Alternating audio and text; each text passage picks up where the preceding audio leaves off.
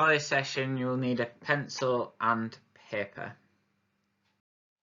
Hello Year 5, I hope that you continue to be okay. For our session today in DT, we're going to make a start on a new project, which is really exciting.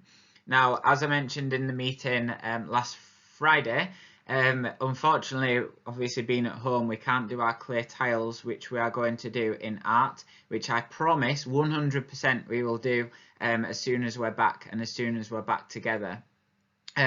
It now means that it allows us the time to start our next project, so there will be a little bit of an overlap with art and DT, but that's absolutely fine. Ultimately, our aim is to make sure both are done by the time that we break up for Christmas. So every DT project starts off with a design brief, which is essentially what we are going to do and what you need to do to be able to do it. So today's design brief, or our design brief today, and over the next few weeks in design technology, is all about food. Now, ultimately, we were unable to have a celebration at the village hall as previous classes have done. However, we are going to hold our own celebration within school. As part of that, we're going to make sure that we have food for it, obviously using what we know about wartime for it. And really, what we're aiming for is that obviously our plan is for or adapted for children to then be able to create that food for us to be able to hold that celebration. Okay, so as part of the process in terms of creating something when it's when design technology is involved, obviously a big part of the process is to evaluate existing products. Now, for two reasons. One because of time, and two because obviously we're at home at the moment. There's not a huge amount that we can do in terms of evaluating existing products. However, what we can do is we can think back to the rationing lessons that we did over the past or a few weeks ago, where we made the bread pudding in school, and lots of you tried that and tasted it. We can also think back, for those of you that went off to either make bread pudding or something else from the ration booklet that lots and lots of you took home, and obviously think about that as part of the process and as part of what you need to use to be able to end up designing your own product. So think back to those discussions that we've had and that we've seen, and think about which are your favourite wartime sweet treats and why. What is successful about the product? So what went really well? What would you do differently if you were to make a similar product? And which ones don't you like and why? Now, if you've still got those recipe booklets, you can use those. But equally, if you want to jot down a few notes now, pause the video and then we'll come back together in a moment and go on to the next part. You'll also see some pictures on the bottom of the screen at the moment, which, even though you might not be able to try them, you'll be able to certainly comment on what you think about the idea of them. So there's carrot cookies, there's orange drop cookies, and there's also rock buns as well to think about. Okay, so now we've briefly talked about those steps, and the next part of the DT journey at Jerry Clay is to complete market research so that we appreciate what our target audience want. Now, again, we're limited in the sense that target audience will be our class. However, I know that you can't necessarily communicate with each other. So I think in terms of our market research today, you need to think a little bit more widely in terms of who you can ask to answer the questions that you're going to pose. So we'll speak about that a little bit later on in the lesson. Now, in terms of what you're going to be doing today, market research is really important to gather opinions of what people like and what people want. Because ultimately, if you're creating something for a certain group of people, if they don't like it, then the product has essentially failed. Market research in that sense obviously answers lots and lots of questions that you might have to tailor what you're going to make to a target audience. So our session today is really getting lots and lots of opinions to help us to inform to design our product when we get back into school. So we've spoken about this before in class, but just a reminder of wartime rationing, which is ultimately going to go into your work that you're doing in the next or in this session.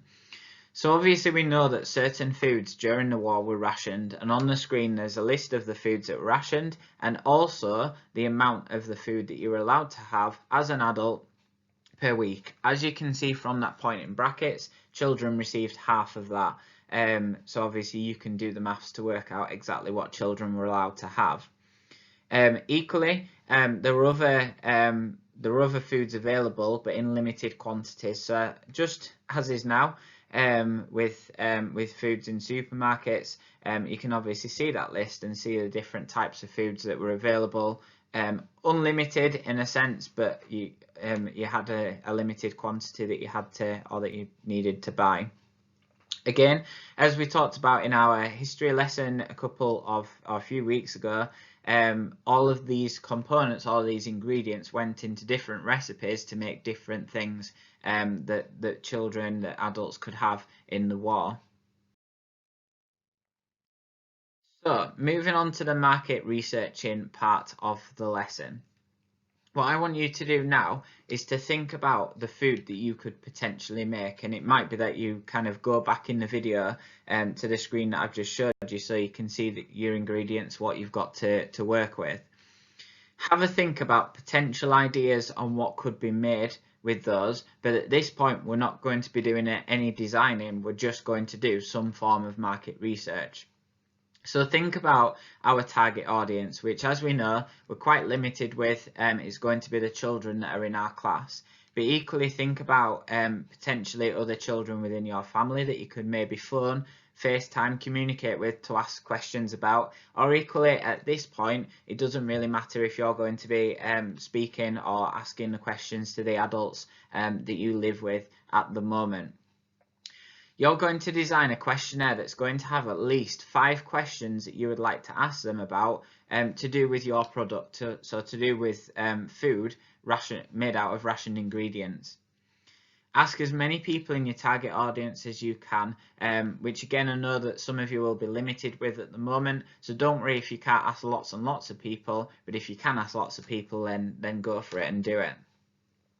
And then essentially we're going to collate your answers, so you'll be uploading your questionnaire and your answers onto Seesaw, so then we'll be able to use that when we get back into class to really design and to really think about what we are going to make for our celebration. So to go over a few ideas that you may have for your questionnaire, you're going to ask a mixture of questions, of which I'll go through over the next couple of slides in terms of what you might want to have. So bearing in mind obviously the things that you could potentially make, you need to tailor your questions to what possibilities there are. So as you can see here, for this example, whoever Morgan may be, Morgan's asked firstly, which sandwich filling is your favourite? Now Morgan's kept the options to basic options, so jam, cheese, ham, and then he's decided that he's going to ask his mum, his dad, his grandma and his Auntie Jane. So obviously the target audience for Morgan will have been adults. Now, obviously Morgan has put it into a table, so it's a lot clearer that when he gets the answers from mum, dad, grandma and Auntie Jane, he can just enter that data straight into the table, which will be really clear when it's filled in. Equally, what hot drinks would you like to have? Is again set it into a table for mum, dad, grandma and Auntie Jane to answer. Now it's up to you. You could have a blank space like that in a table, or equally you could have the options just like with the sandwiches down the side. For example, tea, coffee, hot chocolate as well, as long as that fits into the remit of rationing. Now within your questionnaire and within your 5 questions that you need to at least have, think about your closed and your open-ended questions, which again I know is something that we've talked about in class. Your open question example, what is your opinion on jam sandwiches? Where a person will be able to give more of an opinion based on your question rather than just saying, do you like jam sandwiches? And having yes or no as the answer. What are your thoughts on banana bread? And again, you can get more detail perhaps from asking the person that than what you would if you were just to say, do you like banana bread? Equally, you might include closed questions, which are yes or no questions, or the multiple choice questions, which we saw from the example just there. Would you eat a sweet treat with dried fruit? Obviously, yes or no are the options, so it's a closed question. And what filling would you prefer in your sandwich? Just like we saw with the example from Morgan with cheese, jam, and ham. So essentially, what I would like you to do now, and you may well have been thinking of different questions to include, is to go back to the screen where I listed all of the foods that were rationed and think about what sort of things we could potentially make. You might even use some of the pictures that I shared earlier, or equally some of the meal options from the booklet that I shared with you a few weeks ago in class. I want you to ask at least 5 questions and think about how you're going to set it out. So are you going to have spaces for people to answer? Are you going to put it into a tally chart? Are you going to present it in a different way? And obviously when you've got the questions and you've set it out, ask different people to answer. Think about how you're going to present it. Could you perhaps use a different colour for each person to indicate what their selection was? And as I mentioned earlier, despite the fact that our target audience is our class, you might not be able to ask children of our class's age. However, if you ask the people within your household or the people that you can communicate with, that'll be absolutely useful for you when we get back in. When you've done it, if you could upload it to Seesaw and make sure it's in the folder for DT, that would be brilliant. And then we can print all of these off. These can go in our sketchbooks and then we can use them for designing our products when we are back so that we're ready to have them in our celebration towards the end of term. Okay, hope that you found that really useful. If there's any questions, obviously feel free to ask, but I look forward to seeing your questionnaires and I look forward to seeing the answers as well. Take care, everybody. Bye bye.